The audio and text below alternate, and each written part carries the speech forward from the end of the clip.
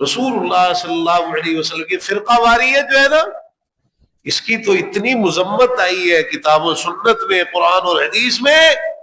آپ سوچ بھی نہیں سکتے۔ جو آیت مبارکہ میں نے پڑھی، ان الذین فرقوا دینہم وکانوا شیعا لست منہم فی شیء، جنہوں نے اپنے دین کو ٹکڑے ٹکڑے کر دیا، گروہوں میں بٹ گئے، آپ کو ان سے کوئی تعلق نہیں، ٹکڑے ٹکڑے ہو گئے نا۔ اذان کا طریقہ الگ، نماز کا طریقہ الگ، حج کا طریقہ الگ، روزے کے مسائل الگ،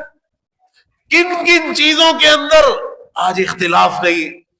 عقائد میں اختلاف، عبادات میں اختلاف، اور یہ ساری چیزیں جو دین کو، اور پھر یہ سمجھنا کہ وہ ایک موضوع من گھڑت روایت، اختلاف امتی رحمہ، میری امت کا اختلاف رحمت، استغفر اللہ معاذ اللہ۔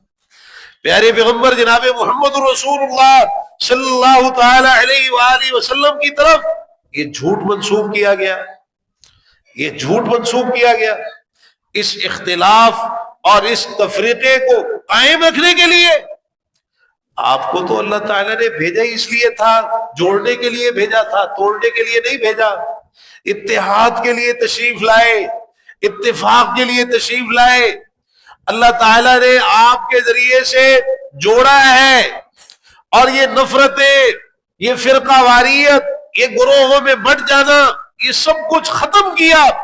قرآن مجید میں یہی فرمایا نا، وَاعْتَصِمُوا بِحَبْلِ اللَّهِ جَمِيعًا وَلَا تَفَرَّقُوا، اللہ کی رسی کو مل کر مضبوطی سے تھام لو، فرقہ فرقہ نہ بنو۔